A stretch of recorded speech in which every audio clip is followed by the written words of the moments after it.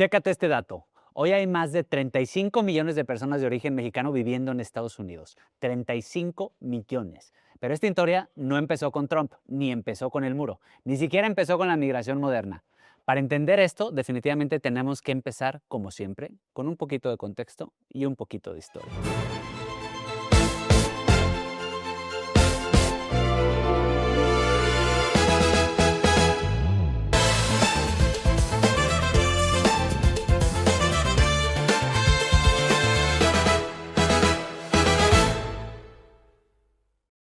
Nos vamos con más de 150 años atrás en el tiempo y es justo aquí donde la historia se pone interesante. Porque cuando hablamos de migración, muchas veces imaginamos a personas cruzando una frontera, buscando trabajo, buscando oportunidades, buscando una mejor vida. Pero en el caso de México y Estados Unidos, la historia no empieza así, empieza al revés. Porque antes de que los mexicanos cruzaran la frontera cruzó a los mexicanos. Estamos en el año de 1848 y lo que ocurre este año cambiaría para siempre la historia de ambos países. Pero también cambiaría algo mucho más profundo, es decir, las identidades de millones de personas sin que ellos se movieran un solo centímetro.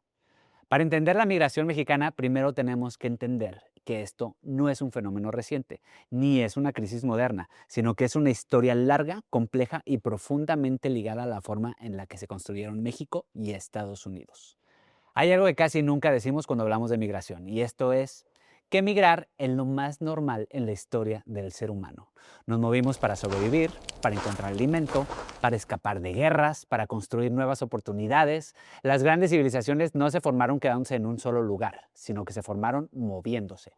Entonces, cuando hoy hablamos de migración, como si fuera algo nuevo, como si fuera una anomalía, en realidad estamos viendo la historia al revés, porque lo extraño no es migrar, lo extraño sería no hacerlo. Pero ahora sí, cuando llevamos esto al caso México y Estados Unidos, la historia da un giro muy particular, porque aquí la migración no empieza con personas cruzando, empieza con un territorio que cambió de dueño. ¿A dónde nos vamos? De nuevo, al año de 1848. ¿Y qué sucedió aquí? Se preguntarán, pues nada más y nada menos que el Tratado Guadalupe Hidalgo, que ¿qué es? Pues digamos que es el momento en el que México perdería más de la mitad de su territorio. Estamos hablando de California, Nuevo México, Arizona, Nevada, Utah y otras partes de otros estados. Y así es como miles de mexicanos, sin moverse, se convertirían en estadounidenses. Aquí es donde la historia deja de ser un evento aislado y se convierte en algo mucho más grande. ¿Y por qué? Porque a principios del siglo XX México entra en uno de los periodos más violentos de su historia. Estamos hablando de la Revolución Mexicana en el año de 1910. ¿Y qué provoca esto? Se preguntarán ustedes. Pues provoca inestabilidad, violencia, crisis económica, básicamente lo que siempre ha pasado en la historia cuando un país entra en crisis. Es decir, la gente se mueve. Miles de mexicanos cruzan a Estados Unidos buscando algo muy simple: trabajo y estabilidad. Y aquí empieza la primera gran ola migratoria moderna, pero lo interesante es que no se queda ahí. Décadas después ocurre algo que cambia completamente la dinámica. Estamos en el año de 1942 y con esto la Segunda Guerra Mundial. ¿Qué pasa aquí? Estados Unidos necesita trabajadores, muchos trabajadores, y entonces hace algo que hoy suena casi contradictorio. ¿Qué es esto? Invita oficialmente a mexicanos a trabajar en su territorio. Aquí es cuando se crea el programa Bracero. ¿Y qué es esto? Se preguntarán. Pues era un programa laboral, temporal, que permitía a trabajadores mexicanos trabajar en Estados Unidos, principalmente en el campo, para que durante más de 20 años millones de mexicanos cruzan la frontera de forma legal para trabajar. Estamos hablando de más de 4 millones de contratos en una de las migraciones laborales más grandes de la historia. Pero aquí viene lo importante. Cuando el programa termina, la migración no desaparece, porque para ese momento ya no era solo trabajo, ya no era solo necesidad. Ahora eran familias, comunidades y redes, es decir, un primo que ya estaba allá, un amigo que conseguía trabajo o incluso un pueblo entero que migra al mismo lugar. Esto hace que la migración deje de ser algo temporal para convertirse en algo estructural, algo que ya no depende de un evento, sino de una conexión constante entre dos países. Cuando llegamos a este punto, la pregunta ya no es ¿por qué empezó? La pregunta es mucho más incómoda. ¿En qué momento esto dejó de ser una opción y se volvió parte de la realidad de millones de personas? Y entonces, cuando vemos Toda esta historia, es decir, la revolución, el programa bracero, las redes migratorias, es imposible seguir diciendo que esto es algo nuevo. Porque la migración mexicana hacia Estados Unidos no empezó ayer, no empezó hace 10 años y no empezó con un presidente ni con un discurso político. Esta es una historia de más de un siglo, una historia que se ha construido generación tras generación. Pero entonces, ¿por qué hoy se siente diferente? ¿Por qué hoy se percibe como una crisis? ¿Por qué se ha convertido en más explosivos de la política? ¿Cambió la migración o cambió la forma en la que hablamos de ella? Tal vez, y solo tal vez, lo que estamos viendo hoy no es algo nuevo. Es simplemente el capítulo más reciente de una historia que lleva más de 150 años escribiéndose. Y para entender esto, no desde la opinión, sino desde la historia y desde las historias reales de las personas que lo han vivido, el invitado de hoy es nada más y nada menos que Eduardo González, historiador, autor de Con todo y triques y próximamente Los mexicanos en tiempos de Trump, donde explora precisamente las historias humanas detrás de este fenómeno. Eduardo, bienvenido y gracias por acompañarnos.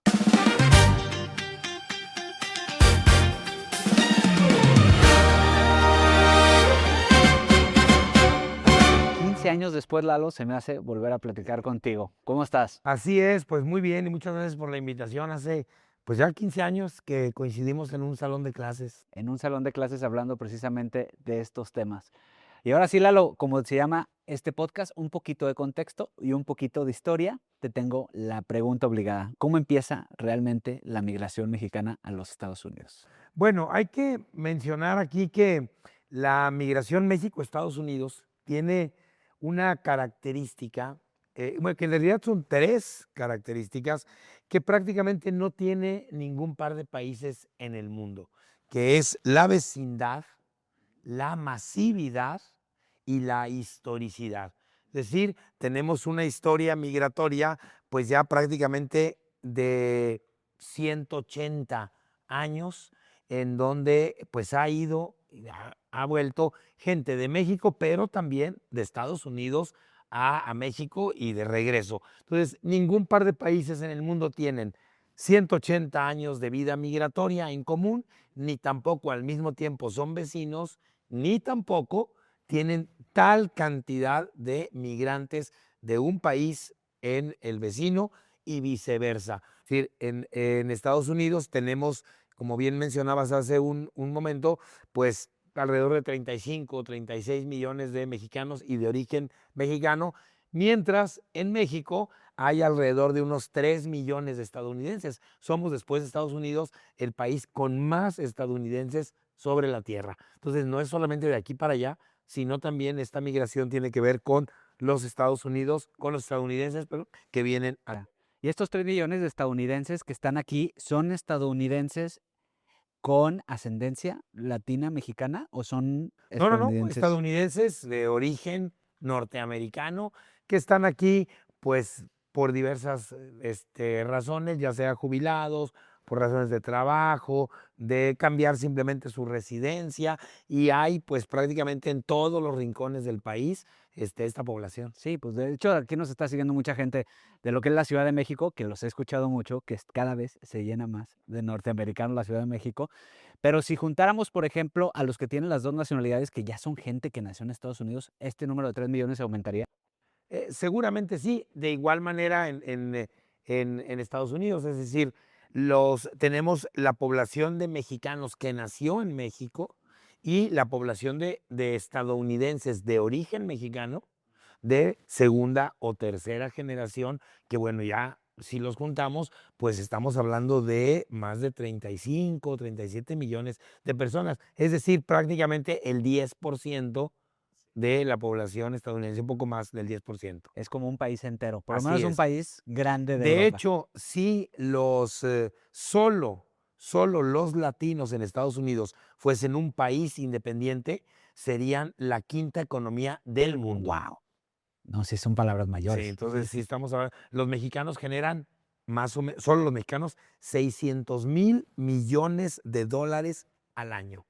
600,000 millones. Y en remesas solo mandan el 10% de lo que generan allá. Datos duros. Y volviendo un poquito a la historia, ¿qué fueron los factores que impulsaron esta migración originalmente? ¿Cuándo fue la primera oleada, por llamarle así? Fíjate que este es un elemento que a mí me parece siempre muy interesante porque cuando hablamos de migración es muy importante que pues tratemos de ubicarnos en el tiempo en el que vamos a estudiar y hablar de la migración, porque la migración es un fenómeno vivo y dependiendo del momento en el que lo estudias, pues son las características que tienen. Entonces, esta primera migración que se da tiene que ver precisamente después de la guerra contra Estados Unidos a partir del 47, 48 del siglo XIX, en donde, como bien dicen los Tigres del Norte, yo no crucé la frontera me cruzó, y entonces ahí comienza esta primera oleada de migrantes mexicanos en una oleada que finalmente la hacen a contracorriente, no por gusto. Las condiciones eran muy simples. Tienes dos opciones, les dice Estados Unidos: si te quedas aquí, te vuelves estadounidense, te doy esta ciudadanía, o si quieres recorrerte al sur de la frontera, pues sigues siendo mexicano. Muchos decidieron quedarse ahí y entonces a partir de ese momento comienzan estas etapas migratorias que más o menos hemos ido clasificando los migrantólogos en 12 momentos, con cierta periodicidad, con ciertas características, hasta el momento actual. Y en ese periodo se considera migración cuando la frontera te cruzó, es decir, ¿se consideran migrantes los mexicanos que estaban ya viviendo ahí o es gente que estaba en México y que se le dio la posibilidad de moverse a estos territorios que eran de México y ahora en Estados No, Unidos que más se bien, o movieron? sea, si es gente que ya vivía en la zona de Tucson o de Phoenix, y bueno, pues que la frontera se recorre hacia abajo y que en ese momento, pues ya, como mexicanos de origen, pues se vuelven migrantes en un país ajeno. Wow. Y esto no era ilegal.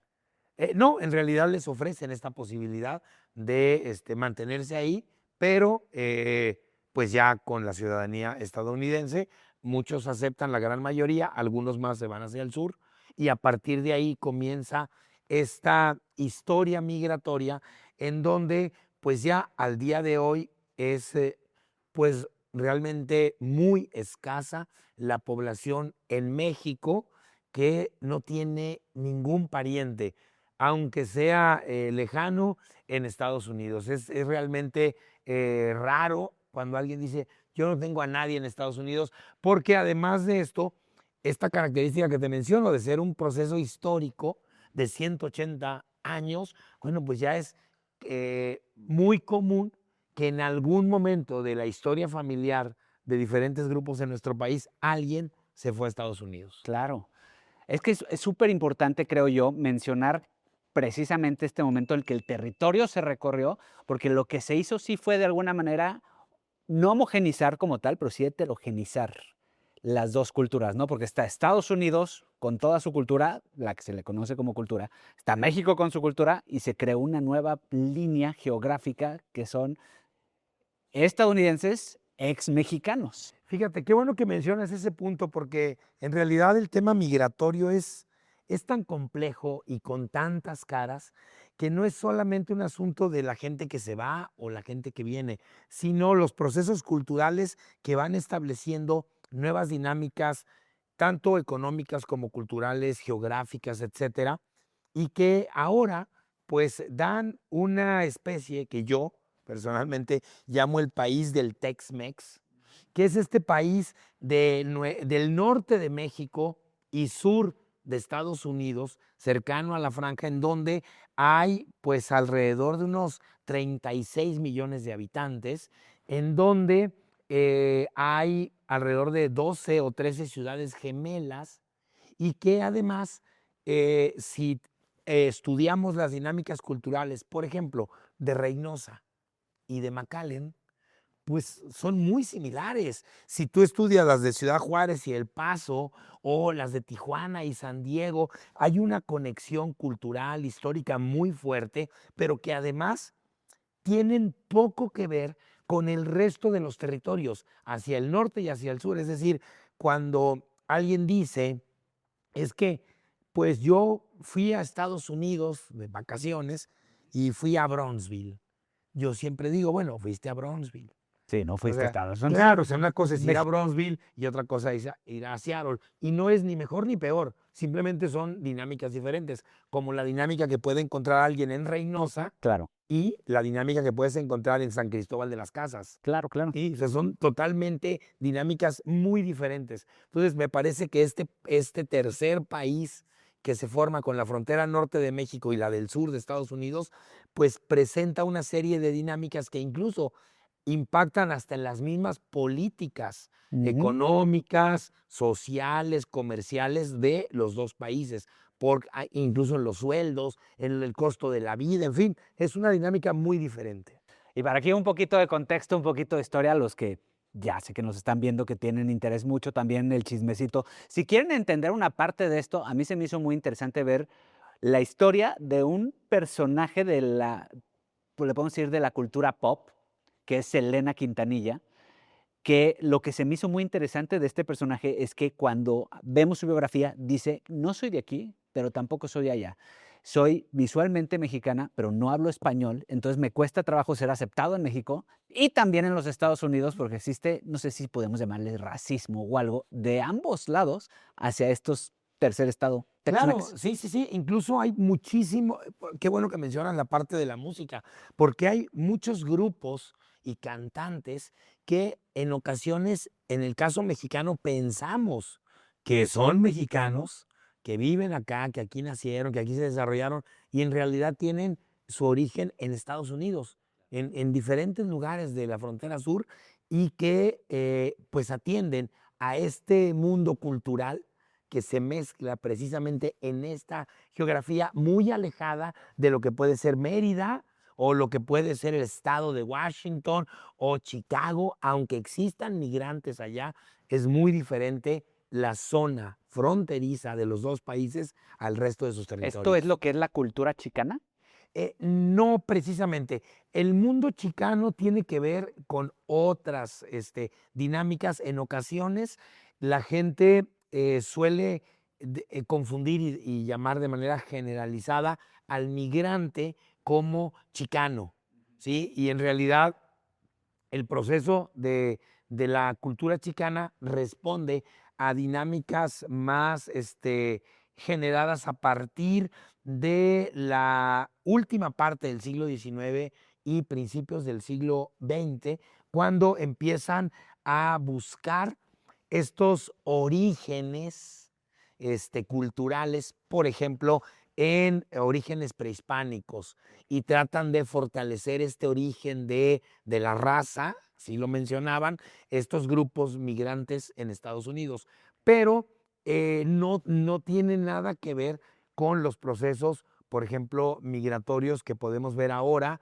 o el migrante bracero que mencionabas hace un momento, o los llamados indocumentados de la época posterior al bracerismo, ¿sí? Entonces son dinámicas diferentes. Justo esa es donde quería ir ahorita en el tiempo, al programa Bracero, porque creo que fue como la segunda gran oleada.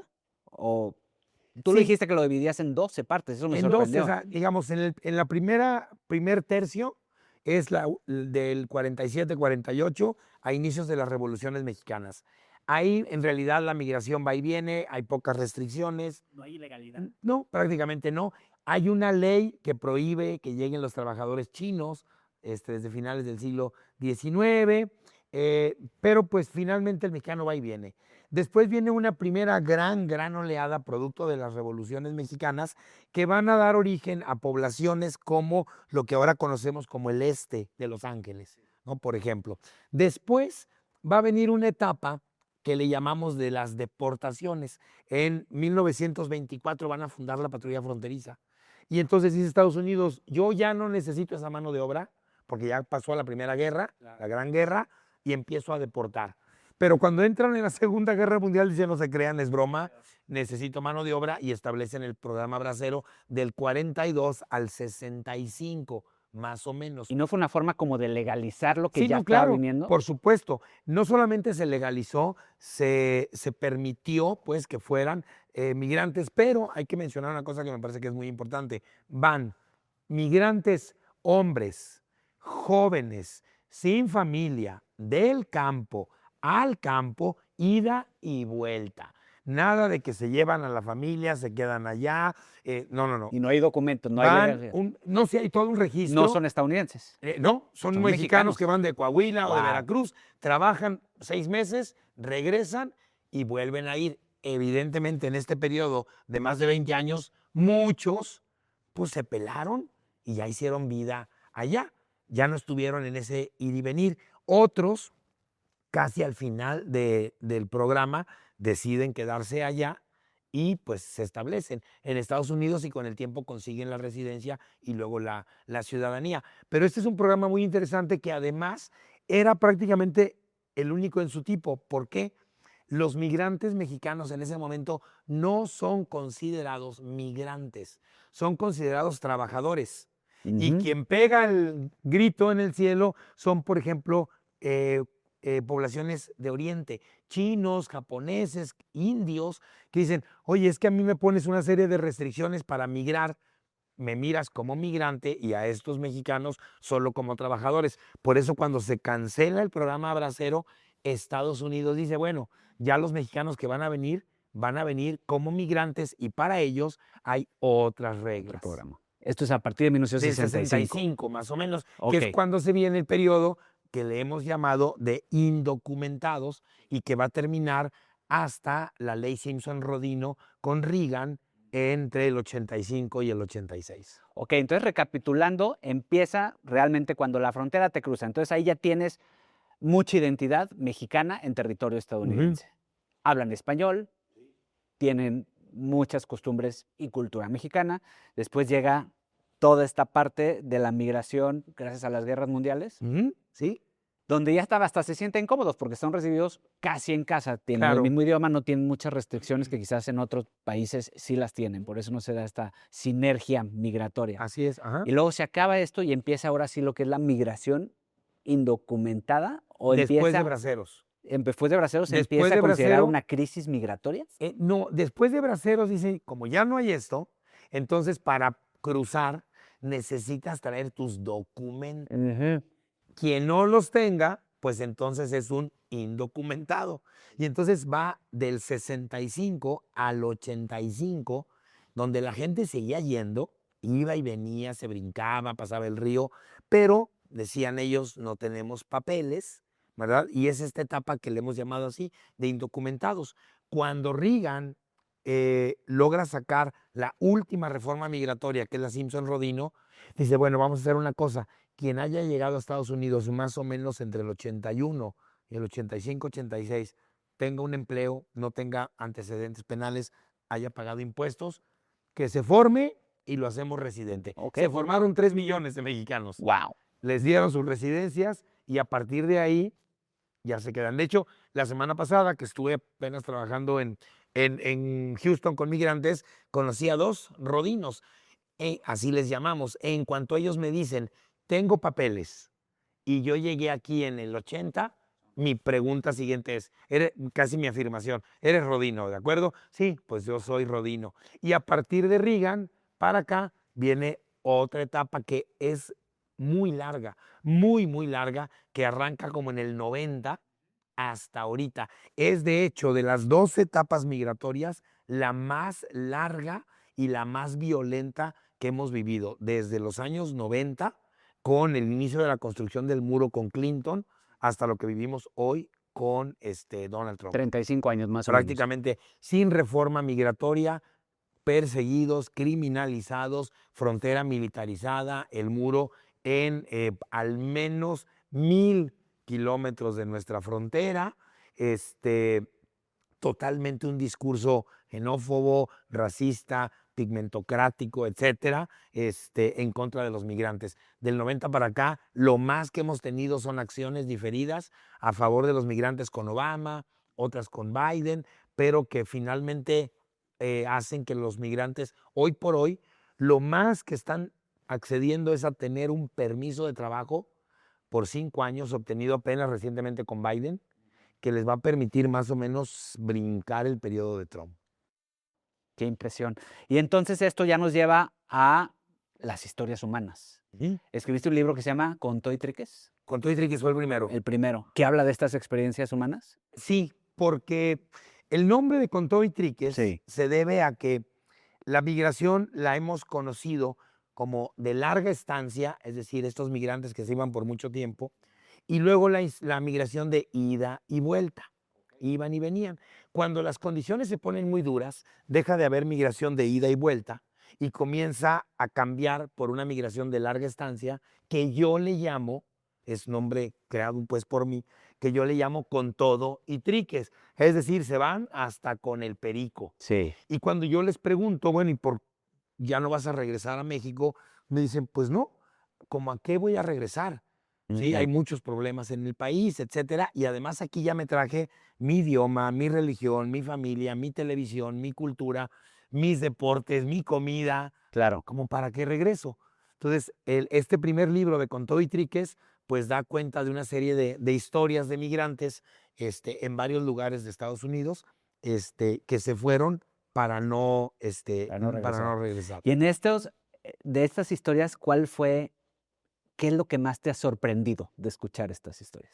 Fíjate que siempre lo que más me sorprende hasta el día de hoy, hasta el último trabajo de campo que hice hace unos días, es la fortaleza que muestran los migrantes, no solo mexicanos, de Sí. cualquier lugar de América Latina, que es con la población que yo trabajo, para superar la cantidad de obstáculos que se les presentan, no solamente en su país de origen al no tener el derecho a no migrar y entonces tener que irse, sino en el cruce, ¿sí? En el cruce con condiciones verdaderamente infrahumanas y después llegar a trabajar con salarios de hambre, sin prestaciones, historias, por ejemplo, que he conocido de gente que lo único que tienen es la renta de un sillón en una sala, en una pequeña casa para dormir. La renta del Del sillón. sillón. Solo llegan en la noche, duermen,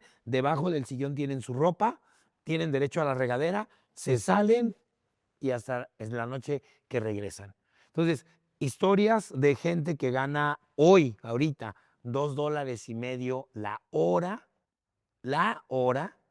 Entonces, cuando yo veo todo eso, historias digamos, de todo tipo, me tocó en alguna ocasión ver a una mujer en corte de migración, escuchar que el veredicto era, pues te vamos a deportar, y ella con un montón de papeles debajo del brazo, diciendo que eso no podía ser porque venía de que le leyeran las cartas, y en las cartas le habían dicho que no la iban a deportar. Wow. Y entonces estalla en llanto frente a la autoridad y la autoridad dice, yo no sé de qué me hablas, tú no puedes estar aquí y vas para afuera. Wow. Y como esas, bueno, en mi último trabajo, pues hice 40 entrevistas a migrantes. Pues fíjate, Lalo, este es un programa de historia y si algo que platicamos normalmente en estos programas es que la narrativa es sumamente importante. Y la narrativa normalmente la escriben los ganadores, ¿no? La percepción del migrante se va formando por los que escriben esta historia magnificada, ¿no? Que en este caso pues, son los que están teniendo la narrativa gigante, que son, podemos decir que son las potencias europeas, las potencias, el gran imperio estadounidense también, como le dicen. Y lo importante es escuchar estas historias, las pequeñas historias de la realidad de la gente de piso. Para eso es que queremos hacer este programa, porque la historia realmente se escucha en las paredes, se escucha en los baños, en las alcobas y en las calles. Entonces, por eso era importante que nos platicaras este tipo de pequeñas historias, que creo que también las cuentas en el libro que vas a sacar. En este último libro que estoy trabajando, que es sobre los mexicanos en tiempos de Trump. ¿Y qué diferencia hay con todo y Triques? Bueno, rápidamente, con todo y Triques, bueno, esto que yo te acabo Ajá. de platicar. Después escribí Frontera Vertical, que es un libro sobre el paso de los migrantes por México, Ok. donde México se convierte en una frontera vertical muy violenta. Sí. Después, Ciudadanos a la Mitad, de estos migrantes que no tienen el estatus en Estados Unidos. Después hice un trabajo aquí, en Jalisco, sobre migrantes que van y vienen en nuestro estado, yentes y vinientes. Hice también otro sobre 54 historias de mexicanos en Nueva York. Solo en Nueva York, solo mexicanos. Y ahora es esta historia que comencé a construirla el día de las elecciones presidenciales del 2024. Fui a cubrirlas a California y empecé a entrevistar a una serie de votantes a favor de Trump. ¿Latinos? Latinos, sí, puro votante latino, todos maravillados. Acabo de regresar de mi último trabajo de campo y todos están arrepentidísimos de lo que hicieron. Dicen que lo van a correr, que no saben por qué votaron de esa manera. Y entonces el libro da cuenta o va a dar cuenta solo de 2 años de gobierno de Trump. El año pasado, este año, voy a Washington en la elección intermedia del 3 de noviembre para cerrarlo y pues ya concluirlo en diciembre y ver cómo es que viven mexicanos y también otros grupos latinos en Estados Unidos. Acabo de ver apenas una historia de un latino que vota por Trump y se tatúa en el brazo la palabra Trump y lo acaban de deportar. ¡Wow! O sea, cosas verdaderamente muy Los tristes, sinsentidos. muy lamentables, que tienen que ver con esta falta de conocimiento y muchas veces de inconsciencia de la gente al momento de, por ejemplo, ir a votar por un personaje como Trump. Y mi duda es, ¿se le puede llamar, esta narrativa del migrante era igual, por ejemplo, en el programa Bracero y en esas épocas el mexicano era considerado, el migrante mexicano era visto de la misma forma en que está visto hoy en Estados No, Unidos? no, en este momento estamos frente a una política antimigratoria como no habíamos tenido. O sea, ni siquiera en los peores años, por ejemplo, con Obama como un gran deportador, como Biden, la agresión contra los migrantes fue tan fuerte, no fue tan fuerte como lo es ahora con Trump, que además hay una cosa que me parece que es muy importante. Trump está deportando gente que no está recién cruzando Estados Unidos. Es gente que tiene 5, 10, 15, 20 años en Estados Unidos, de tal manera que cuando él llega y deporta a alguien, pues la comunidad dice, es que él es el carnicero, ella es la maestra de mi hijo, él es el profe de la escuela, ella es la que me vende tal cosa en una mercería y tiene 20 años de estar en Los Ángeles. Entonces, evidentemente que lo que hace Trump es romper ese tejido La social, estructura social. claro, que han construido los migrantes en un montón de ciudades en Estados Unidos, que es muy diferente a las deportaciones que hizo en su momento Biden y Obama, que eran prácticamente deportaciones en la línea. Cruzaban, los detenían y los regresaban. Como ahora con el discurso de Trump la gente dejó de migrar, Trump fue a buscarlos a las ciudades y de ahí los sacó y los empieza a deportar. Y está haciendo enojar a las pequeñas poblaciones. También por estadounidenses, Claro. por supuesto. Ok. Lalo, te tengo una pregunta que quizás te puede sonar un poco extraña, pero tiene sentido cuando te haga la siguiente. ¿Qué opinas de la migración en general? Yo creo que yo creo que es una forma de buscar la vida a partir de que en la comunidad, en tu terruño, no tienes las condiciones para encontrarla. Ok. Y ya con esta me voy a la siguiente. ¿Qué opinas de las migraciones en las naciones europeas, precisamente de estos grupos que vienen del Medio Oriente y el miedo que se está generando a la islamización de Europa? Que es un tema completamente distinto a lo que estamos viendo en este continente. Sin embargo, sí hay todo un discurso de criminalización de estos grupos que vienen o del Medio Oriente o que vienen de África y que está fundado en algo que me parece que no tiene sentido y que ya Bauman lo desarrolló ampliamente cuando él habla y dice que el extraño no es un enemigo, es extraño, pero no es enemigo. Correcto. Y entonces mientras el discurso siga siendo que el extraño por otra religión, por otra cultura en general, por otra economía, etcétera, va a ser el enemigo de los pueblos que los recibe, el discurso será y la práctica seguirá siendo muy violenta contra los migrantes. ¿Y por qué crees que exista esta imagen de que ha expuesto al migrante como alguien, como un enemigo, como mencionas? A mí me parece que es a partir de la idea que tiene una parte amplia de la sociedad de ver al diferente como enemigo, ¿sí? Al mirar a una cultura diferente como una cultura que va a venir a agredir a otra, que va a venir a cambiar, y esto no es nuevo. Lo vimos, por ejemplo, en toda esta, el miedo nativista que se da en Estados Unidos a principios del siglo XX, cuando empiezan a llegar los migrantes, dicen, no, es que no tienen que venir porque traen otra cultura, no trabajan como nosotros, tienen otra religión, otra forma de organizarse familiarmente, ¿sí? Y entonces empiezan a crear toda un estigma que hoy lo podemos escuchar en voz de Trump, cuando dices que los mexicanos son violadores, narcotraficantes, terroristas, asesinos. Pues eso es una locura, eso no tiene ni pies ni cabeza. Claro. Aquí lo que yo he notado y lo que hemos platicado también es el miedo a la imposición cultural de un grupo que de ser minoritario se vuelve mayoritario. Nos damos un poquito más a las creencias. Y lo que me llama mucho la atención es que un buen sector de los países o de los lugares que tienen miedo son lugares mayormente cristianos. Y yo me retomo, hablando en un tema de historia, a la época en la que el Imperio Romano fue precisamente víctima de estos cristianos por convertirse en una mayoría que venían migrando de una parte del Medio Oriente. Entonces, la pregunta es, ¿tienen miedo a que les pase lo mismo que ellos ocasionaron en el Imperio Romano? Yo creo que sí hay ese miedo, y a mí me parece que no está fundado, ¿sí? Que esto es lo que le llaman la teoría del reemplazo, ¿no? Ujú. Yo creo que no ¿No crees hay. que pueda pasar? Sí, yo creo que no en el sentido que ellos lo están pensando, ¿sí? Que se vuelvan ellos una minoría y entonces estos grupos que ahora son minoría los vayan a dominar y demás. A mí me parece que no es la dinámica migratoria, no está pensando en eso. Fíjate, te planteo esto.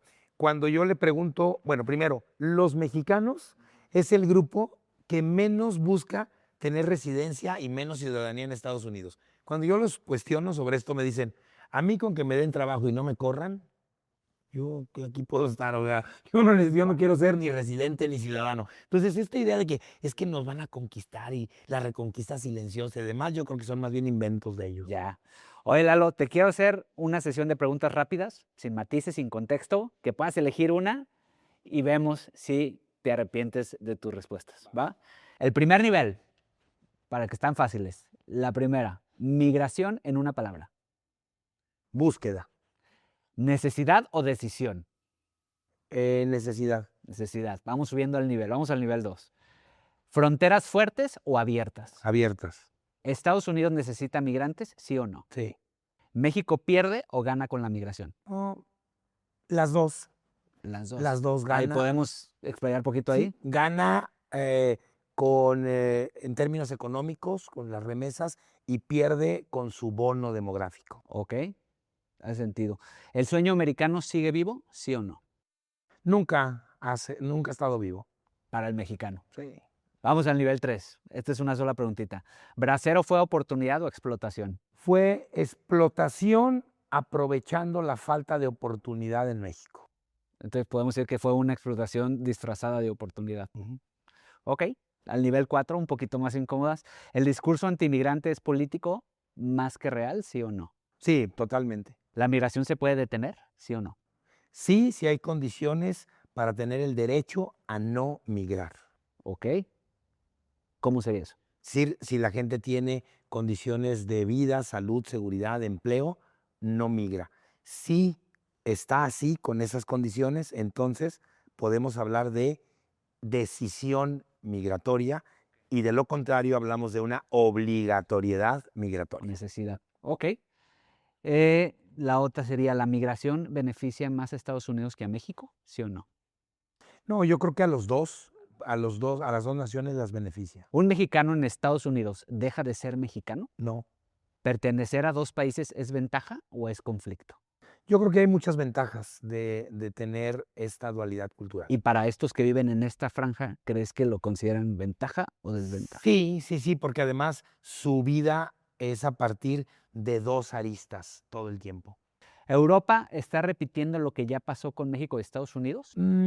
Europa me parece que tiene todavía más miedo y más rechazo a los migrantes de lo que podemos ver con Estados Unidos. Ándale, eso sí se me hace Nuevo para mí. ¿El miedo a la migración es histórico o es nuevo? No, histórico. Siempre ha existido el miedo. Histórico, el miedo al diferente es histórico. ¿Ok? ¿La migración es el mayor reto del siglo XXI, sí o no? Yo creo que el mayor reto es generar condiciones para detener la migración. Ok. ¿Las naciones modernas pueden sobrevivir sin migración? No, No. Ok, vamos al último nivel, el número 7, que ya es un poco más personal. ¿La migración es una oportunidad o una renuncia? es una oportunidad luego de no tener posibilidades en tu comunidad. ¿Admiras más al que se va o al que se queda? Admiro al que busca la vida en su comunidad o afuera. O afuera. Pues aquí cerramos, Lalo. No sé si quisieras platicarnos ahorita para terminar un pequeño tráiler de lo que se viene con Mexicanos en tiempos de Trump, que creo que ya dijiste un poquito, pero no sé si tengas Pues un es resumen. simplemente hacer un recorrido por unos 15 o 20 temas que tienen que ver con deportaciones, empleo, remesas, criminalización, cuestiones electorales que han, ciudades santuario, redadas que han vivido los migrantes mexicanos, sobre todo a partir de que Trump llega en 2025 a la Casa Blanca. Wow. Y ahora para cerrar, mi última pregunta. En una frase, ¿la migración es un problema o es simplemente la historia ocurriendo? Yo nunca he pensado que la migración sea un problema. Los problemas son los que generan la migración. Perfecto. Pues muchísimas gracias por No, hombre, al contrario, haber venido, Paco. No, Eduardo. al Esperamos vernos más contrario. seguido y hablar más Seguro de que estos sí. temas que seguro estos señores nos seguirán haciendo hablar de ellos. Seguro que sí. Muchísimas gracias. No, gracias a ti. Y gracias al equipo. La migración mexicana no empezó con Trump ni terminará con él. Es una historia que tiene más de un siglo. Una historia de trabajo, familia, identidad y también de una frontera que ha conectado a dos países mucho más profundamente de lo que a veces queremos admitir. Porque cuando miramos la historia con perspectiva, descubrimos que muchos de los debates actuales no son nuevos. Son simplemente el capítulo más reciente de una historia mucho más larga. En estos temas es complicado encontrar lo correcto. Lo que sí podemos encontrar es la verdad. Y para encontrar este punto medio entre ambos, siempre será más fácil teniendo un poquito de contexto y un poquito de historia.